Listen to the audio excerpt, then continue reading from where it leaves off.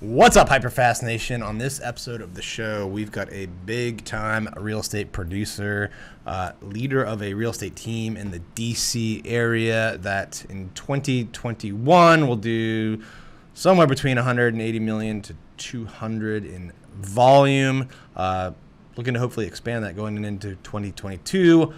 It's also into some really nice cars, so maybe we'll talk about that. Welcome to the show, Barak's Guy.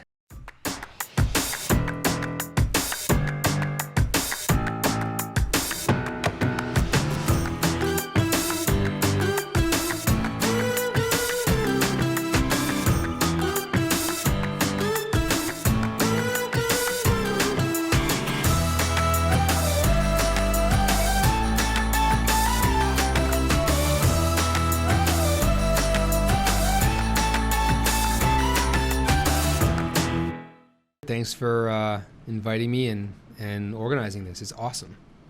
Yeah, so 180 million, maybe 200. We'll Yeah. see where the final number comes. There's just like you never know what's going to get pushed in December. Exactly. And I know you do a lot of new construction, builder work, right? Yep. And we're waiting for C of O's for a couple buildings that are under contract. Yeah, and DCRA is not the quickest, especially holiday time of year. Yeah, dude. If one of these buildings gets clear to close and we can close them all this month, then our volume will change by 10 million. But if not, then they'll just be next year. Yeah, that's crazy. So you'll either have an amazing December or you'll start off January being like the top DC agent. Right. For the first month, I'm like, yeah, number one. Until I forget the agent's name that sells like the big price tag ones. Until they sell like one home. house. Yeah. Yeah. They'll sell one house first quarter and be number one. So how was 2021 on the business side for you? I know it's kind of like the second year of pandemic times in DC. Supplies low.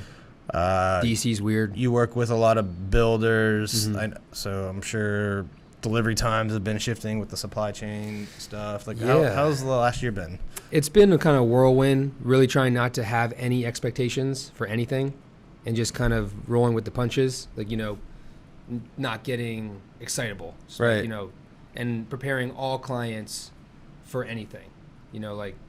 Listen, I know we're being told something, but that might not happen. And having that saying for everything real estate related, right? Last night we were writing an offer as a buyer agent for a new condo that doesn't have C of O yet downtown on 6th Street. And, the listing agent saying, oh, we'll have C of O in 40 or 50 days. And I told my client, this is what the listing agent's saying, do not plan around that. It could be, 180 days.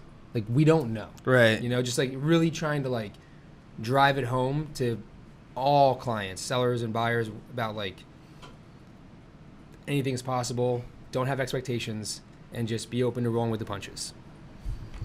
Yeah, I think that's a good philosophy to kind of set the stage for that early in the process. The last thing you'd want to do is fall in love with their dream home, and it needs some renovations. Or they have to finish building it, and then lo and behold, the HVAC unit, the refrigerator, right? Yeah. It's on a boat in Long Beach, and You stuck can't there. get it. Yeah. And they won't pass the final.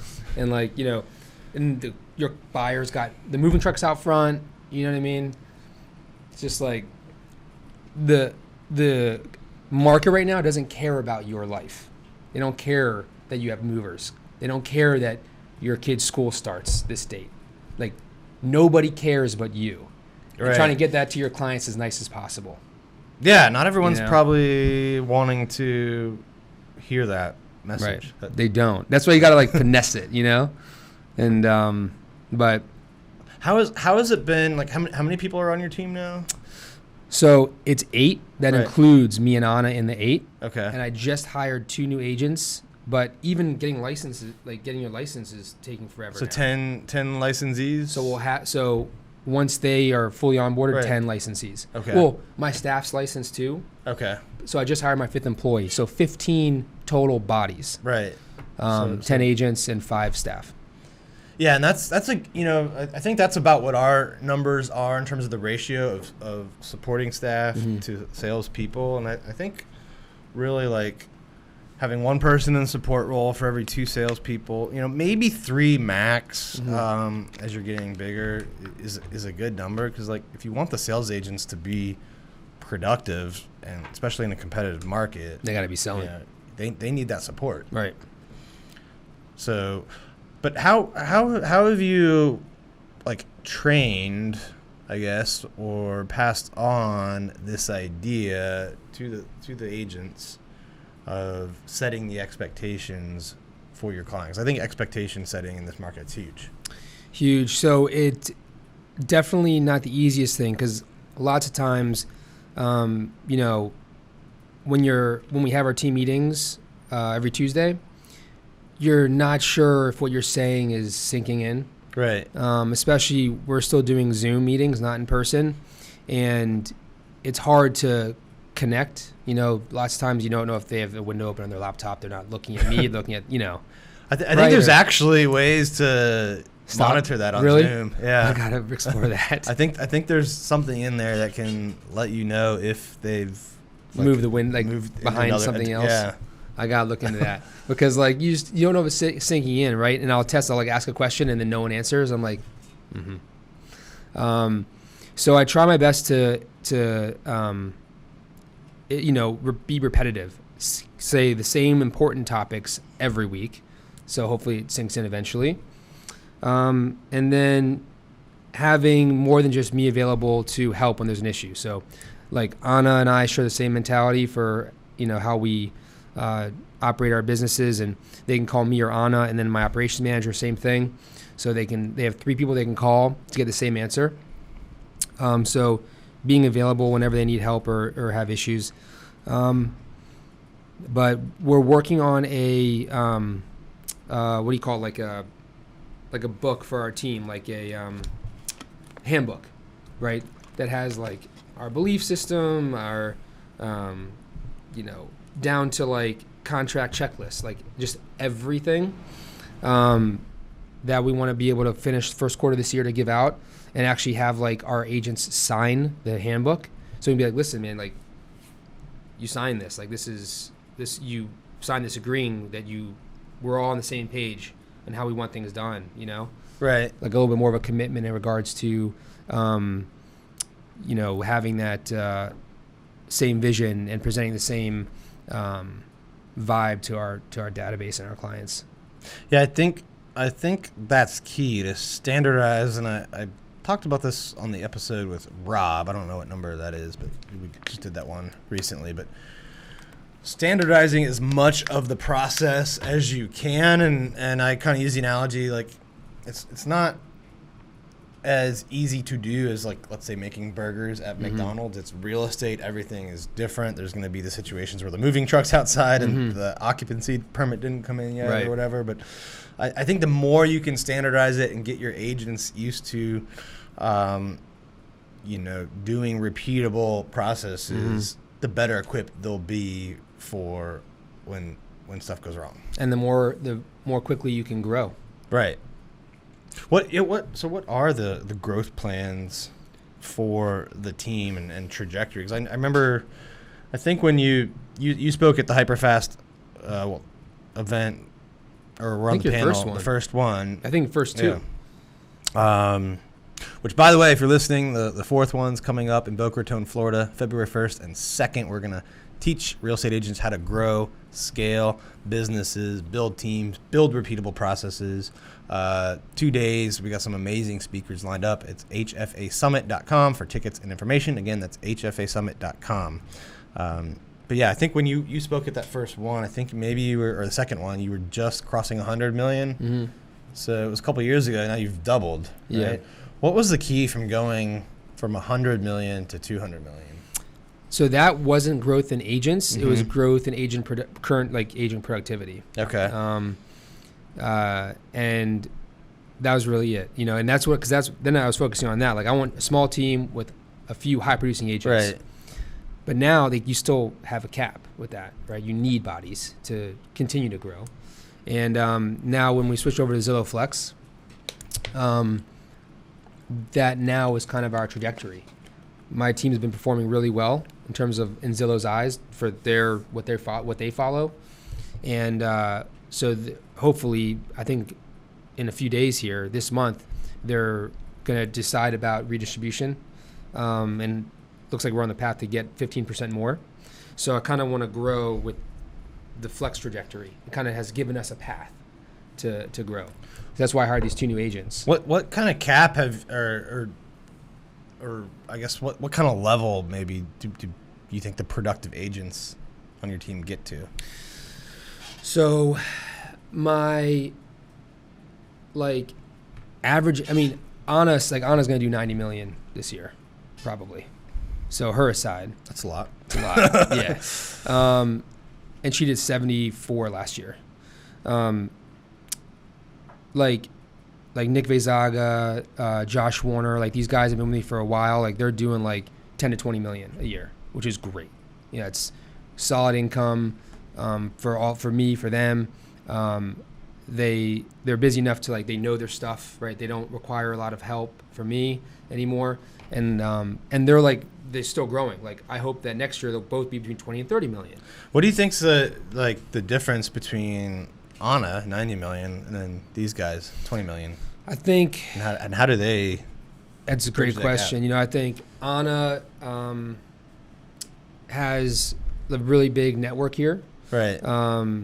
And she works from the second she wakes up to while she's in bed, she's working. Laptop's open, phones, she's multitasking like crazy. She's just because I just see it. That's how I was, you know, and you're just always working. It just is what it is. You don't think about it. And she's great at getting clients from her clients. She's insane, you know, like the referral network she's created. Her clients, every day I feel like her phone rings and it's like, hey, we have someone we want, you know, to refer you. And that's just by doing. Do you have time to work with them? Exactly, yeah. You know, and it's a happy medium of posting. I've had clients in the past tell me that oh, we thought you were too busy. They didn't even call me, you know, because everybody knows 5 agents. Right. You know, it's very hard to be that agent for them every time. Yeah, that can be kind of, I think, sometimes the double-edged sword on content is clients can think you're so busy that you don't want certain types of business, et cetera. No, totally, man. And it's great. I mean, and I think does Anna have an assistant or showing agents or anything that help her out, support her? She has an assistant. Okay. Anna. It's very confusing. Yeah. Anna and Anna. Okay. Yes. And she has a designer that helps with staging her listings and stuff, part-time person. And you know, I think it's crazy because I see my whole team getting there. A couple of our new agents are going like this. You know, they've really adopted the Zillow Flex program, and because if you take the leads that are coming in and you capitalize on it, each lead you should get 3 to 5 transactions from. So you can quickly grow, you know, to just a huge book of business. And a few of our new agents, 2 of our new agents really are just crushing that. So yeah, I think at some point, and I don't know, it obviously depends on your market, transaction size, price point, competitiveness, all of that, you know, 20, 30 million, you're going to cap out and then need some admin help, some showing support to grow beyond that. So putting the work ethic aside and just the love that clients have for Anna, you know, it's also the support of Anna and these other. So I think that's probably something to look at when these people start hitting 25, 30 million is, all right, what kind of support do I need to build around each of them to get them to double up from there? Right. And we have, so in the meantime, which might not be a forever solution, we have created that support system with each other. So we just have a WhatsApp text chain because we're not big enough to not be able to utilize that. Right. And whenever someone needs something or help with something, we just put a message in the WhatsApp. You guys should move to Signal. Signal, is that better? Yeah. I don't know. Similar thing. Oh, it's like they don't. private. It's decentralized. Yeah. They don't have your. I have it on my phone. I just never used it. Yeah. Facebook's not monitoring your chats. I mean, that's a good. I have it. I have never like used it. I've heard it's amazing. So maybe we'll do that. Thank you for that. And we just put like a message out on the chain, like, hey, like, I need help with a home inspection, or can you show my clients on Tuesday? And we have like a payment structure that we all pay each other. So like, if you need help showing on a Saturday, no matter who you are on the team, you put the message out, and we all can help each other, assuming we're licensed in that area. Right. And it's like for showings, $50 for the first door, $20 each door after that. Home inspections are $50 an hour. We have a full-time runner who's in the field all the time that anybody can use. So and he's licensed. So it's like we have this kind of like support system that for the size we are now works great because everybody can get some side cash and help each other out. But as we grow, like when you say you get to 50 agents, it's probably much harder to do. Like, hey, just throw a message out to like, no one's going to like follow a message board that has like 50 people in it that's like, Maybe they will. I mean, I think, buzzing. I think, in our team, we've got close to 80 agents now. And people will send out stuff, showing help. Okay, got it covered. This, that, and the other. It's still. And I don't know if they're primarily doing that through email or I think some of the people are on Slack. So there's all these different ways to do it. Text chains, email, Slack, WhatsApp, Telegram, Signal, which is my favorite for some reason. But, but I think Slack could be something. You can build out channels like showing help channel, inspection channel. Yeah. The thing I like about Slack is, let's say there's typical kind of FAQs that people have, right? Like, what do I do in this home inspection situation? Or what do I do about this appraisal or contract, right? You can have all these channels in it, and someone new joins the organization, they can see those archives of past thing. Which, can you like pin things too? Yeah. There's all sorts of ways to organize it. And see, we need something like that. So there's tons of really cool tools out there for that. Yeah, it's awesome. I've heard a lot about Slack, and as we grow, like I definitely want to start honing in more on like the organizational structure of like how we communicate with each other.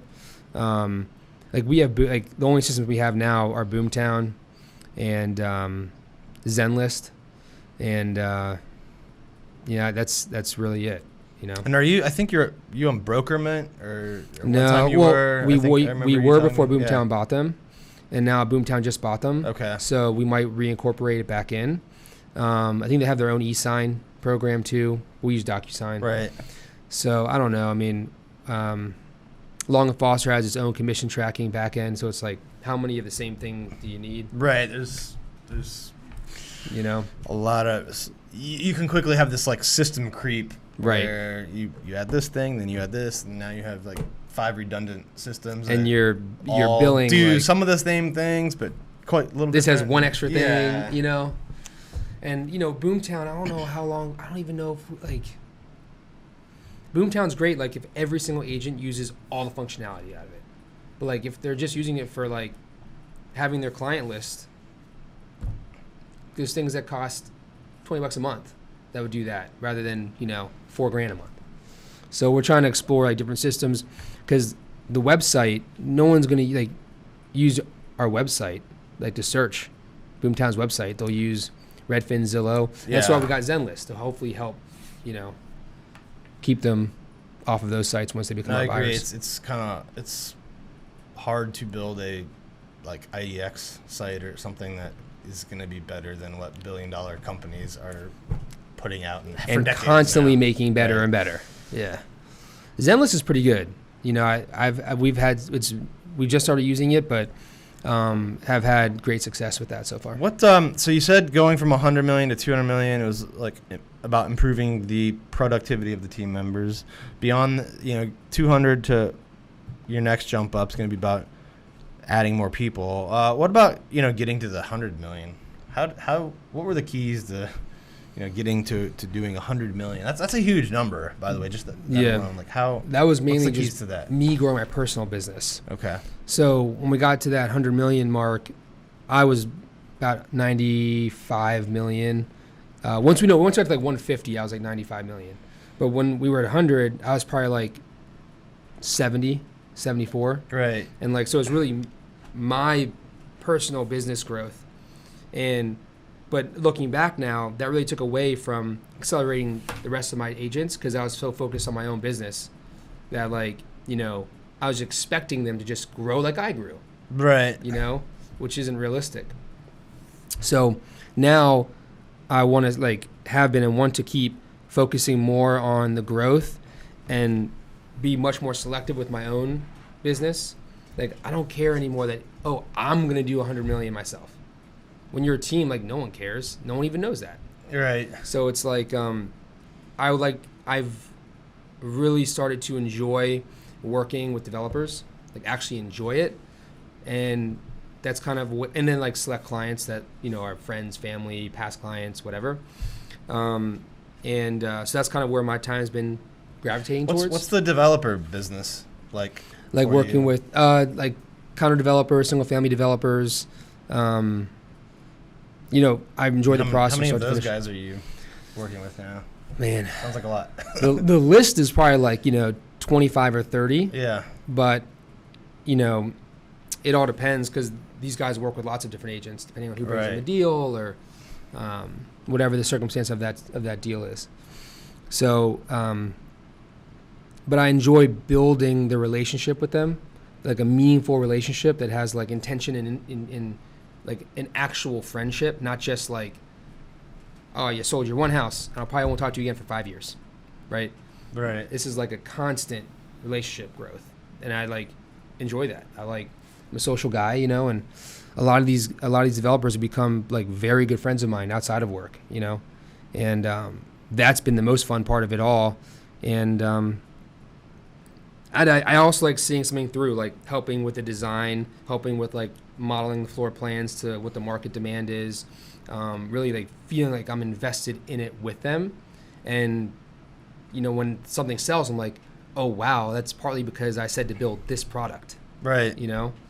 So it's very satisfying. What do you think the key is, if someone's listening out there thinks, oh, this is cool, developer business. How do they go out and get that if they've never done it? My path was a unique one. Mine was more organic. It's very hard to just go get developer clients because they can choose whoever they want. Right. Like literally any agent they want. Like I want KERI and Dan. If they're big enough, like they'll get KERI and Dan, right? Like it's so ultra competitive. So if you find a deal, which is the hardest part, you're in. If you're new, you're not guaranteed the out sale, but you got to make it clear you want it, and the other part is like being the most insane buyer agent of all time. And that was my path. Like in DC, I work with so many buyers, and I got to know all little boutique developments because like Trent Heminger and like Jen Smira, these big mega agents that had, all the listings, I would always call them and be like, hey guys, like I got, like these are the buyers I have. What do you have coming up? Like what's not on the market, right? And I'd go show these stuff, like off-market properties that are under construction or whatever. And I just started selling all these things because I was excited about the new construction stuff, and that excitement rubbed off on my buyers. Most of my buyers were like my age, first-time home buyers. They were into the same kind of real estate that I was into, kind of. And I started selling a ton of them. And then finally, a few like the private lenders kept seeing my name come across their desk as the buyer agent. And when they started taking a few deals back, they were like, hey, Barak, you've been selling so much of this stuff. It's about time that you actually listed, the product because you're actually the one selling it. And I was like, shit, okay. So I got my first listing, which was like a take back, right? So it was like a little bit of a messy deal, but got it done. And then they gave me another one and another one. And then when a developer would ask like, who should I use and the money really controls a lot of it. Like, hey, give Barak a shot. Right. Or give Barak a call. And then that just started to snowball when I would have success. And I would overpost my success on social media, which a lot of developers are on social media. And that was kind of my path. Yeah, I think, you can bring them a deal, you can bring them capital, or you can bring them a track record. It sounds like Right. you kind of bootstrapped your way to the track record, Right. and then kind of got in through the lender network. And I still really find deals. I mean, that's a full-time job. And that's like my time is spent molding relationships and managing the team and selling. So the developers are bringing you deals just because of what you've built up. Yeah. And if I feel like I could definitely, I've lost a few developers because of money. Yeah. And capital. And they were nice enough to tell me that's why, just like, Barak, we love you. You're great. But like, this money is so good. I have to, the agent's good enough too. Like I have to take, gonna not. It's hard when you're competing against Robert Redfkin's war chest that he's given to some people. I know, man. It's like, what can I do to that, And so, I'm exploring some options to try to compete in that realm too, so I don't lose that business, or at least be able to give them an option of money. I don't have the capital that's moves the needle enough for a developer yet personally, but friends that do. So I'm working on some unique offerings in that regard. But speaking of capital, I know we talked a little bit. You're obviously selling a lot of homes, buying some sports cars, of course. Yeah, that's your thing. But also real estate, right? What kind of real estate are you buying or looking at or interested in? I bought my first investment property with the influence of one of my good buddies, this guy Brandon Brittingham, who's a big Long and Foster agent, like Salisbury, Ocean City area. Sells like 400, 500 homes a year. And he owns, 300-400 doors. And the numbers, like DC, it's hard to cash flow.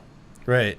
Well, it's like 3-4% cap rates. Yeah, there it's all cash flow. Like my first house I bought there for like $90,000, rents for $1,200 a month. Yeah, so that's pretty good. It's just 1.25% a month. It's just like, you know what I mean? And there's no basements there. They're 2-level houses. It's $500 a room, basically, for Salisbury students. And I bought a new construction house out there for $140-something thousand. It rents for $1,600 a month. It's just been easy, And so I have 5 houses out there with Brandon. Brandon manages them. I own a few with him and his partner, Rich. It's just easy and it cash flows. I'm not like, I didn't buy it like, oh my gosh, it's going to appreciate like crazy. But buy it, depreciate it, buy another one, and just kind of have like a cash flow, stockpile. Help pay for those supercars. Exactly. Which one's your favorite, by the way?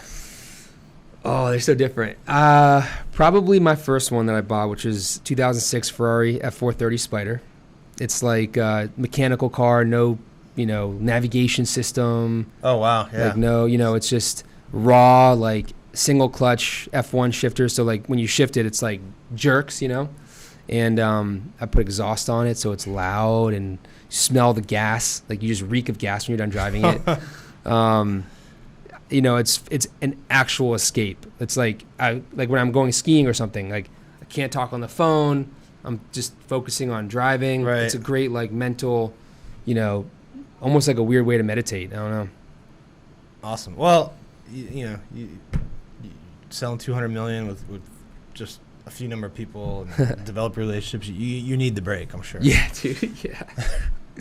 Yeah, man. I can't even imagine though stepping into your shoes. It's like I always like, when I'm feeling like overwhelmed, I actually look, to you and KERI, and I'm like, man, these guys are doing and accomplishing so much, and I'm like, I gotta step my game up. So I thank you and KERI for keeping me motivated and driven to show like what is possible and how much more growth I can get to. Yeah, you're just getting started, man. I hope so. This is the beginning. Yeah, man. Well, this has been amazing having you on the show, and just hearing the tremendous growth you've had over the last year. So before we end, I always like to do a HyperFast round if you're ready for some rapid fire questions. Yeah. All right. What's your biggest piece of advice to a new agent? Join a team. What's the biggest mistake you see seasoned real estate agents make? Getting comfortable and complacent with their business model, because you have agents that are constantly changing, and with how our whole world's changing, and they're going to continue to succeed.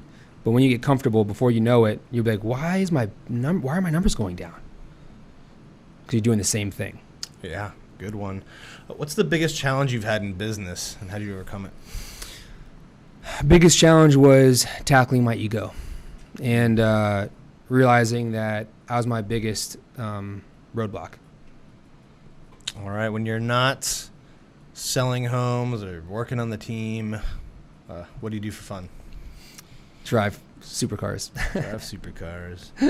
Last one, where do you see yourself 5 years from now? 5 years from now, breaking 500 million a year. $500 million a year. That's a lot. Yeah, it's a lot, but I know I can get there. Just got to find the right path. Well, I'm excited to watch that happen, have you back on when you do cross that threshold. Thank you for being on the show. If people want to learn more about what you do, get in touch with you, talk DC real estate, how should they connect with you? They can connect with me on Instagram.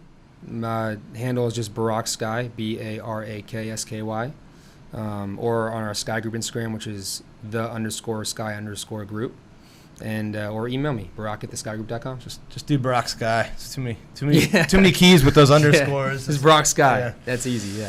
All right, well, connect with Barak. Thank you for being on the show. Yeah, man. To all of our listeners and viewers out there, thanks for tuning in. Please leave us some comments, some feedback. Let us know what you liked, what you didn't, and share this with someone that you think could benefit from seeing it or hearing it as well. We'll see you next time.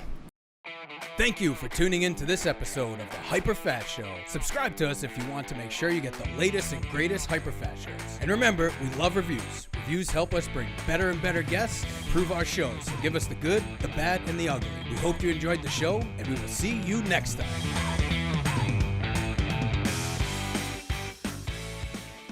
Hey guys, thanks for sticking around to the end. I hope you enjoyed that video, and if you want to see more, click right here. And if you want 100 real estate tips from my best-selling book, click right here to download them instantly. And if you're new to this channel, click below to subscribe and turn on post notifications so you don't miss out. And leave some comments about what you think on the videos.